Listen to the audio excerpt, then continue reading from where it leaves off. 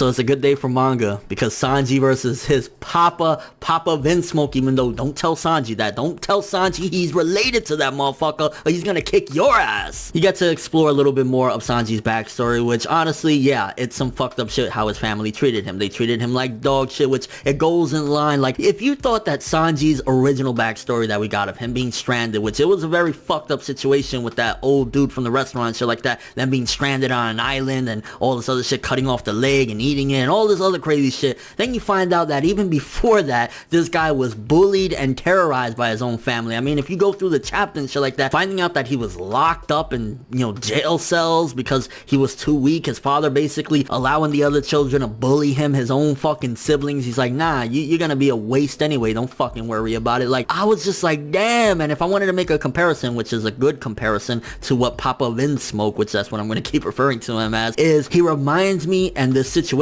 with Sanji and him reminds me of Hunter x Hunter, Gyro, and his father, because when he was getting bullied, some similar instance was that his father came through and he was like, yo, help me, I'm getting fucked up, and the dad was like, ah, you're a waste, just move, and he kept walking and shit like that. And that's the same thing. So definitely a really good inspiration. I don't know if it was inspired by that or whatever, but definitely good material to kind of be doing the same thing. And you can see, again, like, this chapter drives home not only getting the backstory of everything that they did to him, picking on him, basically saying like, what the fuck are you doing, you're passionate about something, which kind of goes into a real world topic. Let's go into that for a second. Is that people will, especially even the people around you, a lot of times that's how it happens. When you're passionate about something and people think, you know, you're crazy for wanting to do that, they will make you feel like shit, and sometimes you gotta overcome that. And that's one of the things that I love about Sanji's character, finding out everything that we found out about him in this chapter and, you know, this arc in general, is that he was bullied. They told him, what the fuck are you doing serving these peasants? We're not supposed to be serving people, we're royals and shit like that. And he said, no, that's what I want to do. And it kind of goes into the real world when you're passionate about something and people think, yo, it's a joke, like whether you want to make YouTube videos or, you know, you want to be a fucking plumber, maybe that's your passion, and people are gonna say, the fuck you want to do? You want to be a butler, or you want to be a plumber? Like, what, are you crazy or whatever? But that's what you're passionate about. And sometimes, like, it goes back to another one of my old videos, is don't let anyone stop you what you want to do and shit like that. And that's really how I feel Sanji definitely overcame all this shit. It was like, I want to be a cook, I love using my hands to make food for people, that's my passion, fuck all you motherfuckers. And I love the message that comes out of that. That's one of the best and most beautiful things I feel out of all of this, is that Sanji, even though he was bullied, he was put down, what are you doing? He was locked in dungeons and shit like that, in jail cells, and he still did what he wanted to do. So beautiful message right there. But yeah, going back to his hatred and shit like that, Sanji in a sense will allow, because he knows what Big Mama's gonna do. If like this marriage doesn't go through and she can't have the Vinsmoke with her or whatever, she's gonna basically wreck them. And his hatred is so deep, finding everything that they did to him or whatever, that he's like, I don't give a fuck, my family is the Straw Hat. So he legitimately doesn't look at them as family. Like, if they get fucked, they get killed or whatever, he's like, well, you know, it is what it is. Like, I think out of all of his family, the only one that he probably has some caring for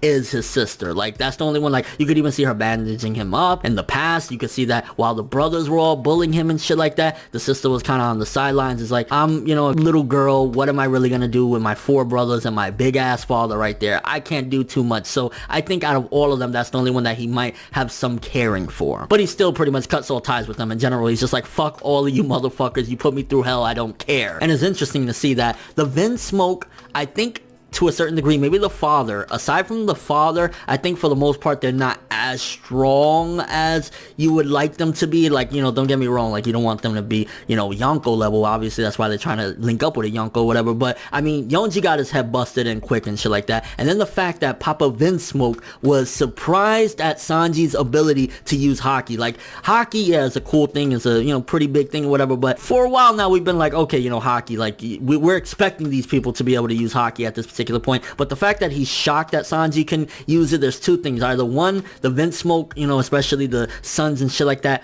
aren't that strong, and, you know, they're not as powerful as we'd hope them to be, or two, he just really looked down on Sanji so bad to think that you could use Haki. Like, I don't expect you to be able to ride a bicycle, what the fuck you doing? And another little interesting tidbit we find out in this chapter, that Sanji was trained to use a sword by his own father. So if Sanji ever wanted to or needed to help Zoro or some shit, and I think there's actually been instances, I don't know if it was canon or not, where Sanji has helped Zoro with a sword. I don't know if it was during the Foxy arc, I don't know, I can't really remember. One Piece is a huge journey. Sometimes a lot of it gets lost in there, but that is really cool to find out that if Sanji ever did have to use the sword seriously or whatever, he can, because he's been trained in it. Not that he wants to, not that he will, but if it's necessary, let's just say, I don't know, his fucking legs are all fucked up and he can barely move, but he, you know, has a sword next to him, he can do it, and it will make sense. And seeing Sanji and his father go toe-to-toe, to be honest with you, Sanji was cheated. Bottom line, Sanji could have defeated his father if it wasn't for those soldiers getting in the way. Sanji would have just kicked the fuck out of that sword and kicked him in the face, and it would have been done. So unfortunately, while Sanji lost the fight against Papa Vinsmoke, ultimately he would have won, and ultimately it showcases that Sanji is even stronger than his dad. He lost that fight simply because,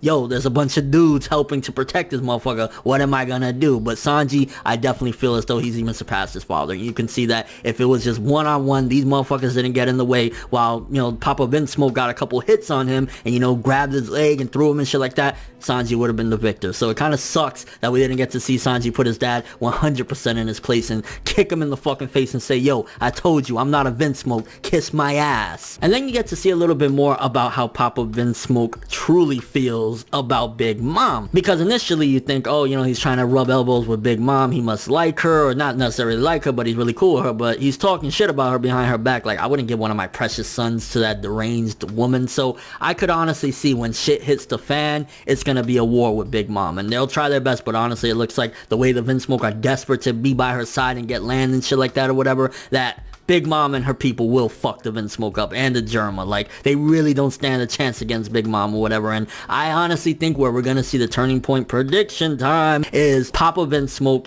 and the Vinsmoke in general and the Germa are gonna get fucked, and they're possibly even about to die at some given point. This is gonna happen. This is what I feel is gonna happen anyway. And Sanji, for some odd reason, whether it be because of his sister or something like that, will save them. Or maybe it'll be the fact that he saves his sister and the father's gonna look like, oh shit. And maybe that'll be where not necessarily they'll have a great relationship. I think Sanji at this point has said through and through, I don't give a fuck you motherfuckers, but there'll be a level of respect that'll be put in place from the father, that he'll say, okay, you know what, I fucked up, I said no matter what, you'll never be my son or whatever, but I do have a level of respect for you, you stood up against blah blah blah blah blah. And the end of the chapter honestly made it feel as though it was raising the stakes even further and making things a lot more difficult for Sanji to get out of there, putting the bracelets on him. Now he can't, you know, just sneak off or whatever. He tries to leave, bam, my hands are gone. So that was kind of locking Sanji more into this predicament than ever before. But we're gonna have a big encounter with Big Mom at this particular point. Now that we know, okay, Big Mom is aware of the Straw Hats being on her island, Sanji, the only way to get free is to get those keys from Big Mom that she probably has under her gut or under her titties. You probably gotta pick them giant shits up and say, oh, there's the keys right there. They're under the fucking mold on the left side of her tit. So we're gonna have a big confrontation with Big Mom. There's still a possibility that she could say, oh, you know, Lola from Thriller Bark, blah blah blah. That's one of the big theories or whatever, which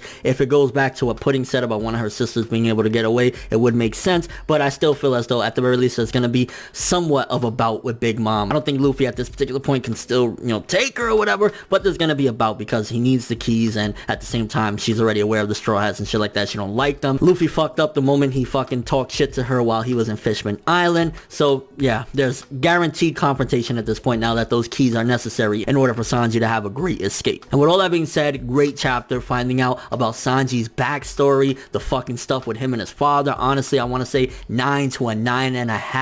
Great fucking stuff. I'm so fucking pissed, not at the story or whatever, but just as a fan, that Sanji didn't get the overall win. I really wish it would have been that Sanji had the win if it wasn't for this piece of shit using his guards to protect him. With, you gotta think, well, I guess they're more loyal to the father than the son, because he is still technically a Vinsmoke. So maybe Sanji could have said, yo, get the fuck out the way, and they should have listened. But I guess they're overall gonna be more loyal to the father, especially the fact that he's considered a dud, a traitor, a black sheep. But let me know what you guys thought of this chapter. What do you think about the fight, Sanji versus his father? Do you feel as though Sanji was ripped off? What do you think about Sanji's backstory? If you add both of his backstories that we got, the one of him being stranded and then this, does this make it more tragic than a lot of the other Straw Hats past? I mean, a lot of them have some really fucked up past. I mean, from Nami being enslaved by Arlong, the shit with Chopper and the old man Kilulu Luke or Key Luke, or the old guy that Chopper had a backstory with or whatever. Like this though, he had double dose. Like first he was bullied and picked on and talked shit to and jailed and everything for wanting to be a cook as a child. Then he escapes and then gets shipwrecked with this old guy and, you know, starves almost to death and shit like that. Does that make it the most tragic because he had two huge tragedies? And do you think that we're gonna have a big ass fight with Big Mom for these keys and for Luffy being there with the Straw Hats on her island? And your overall thoughts about this? Do you think Sanji's gonna save his sister at some point, which will in turn gain some respect from his father, and his father won't look at him as a complete piece of shit? Or honestly, great shit finding out more about Sanji's backstory. But thanks for watching. Hope you enjoyed. If you liked anything I had to say or enjoyed the video, drop me a like.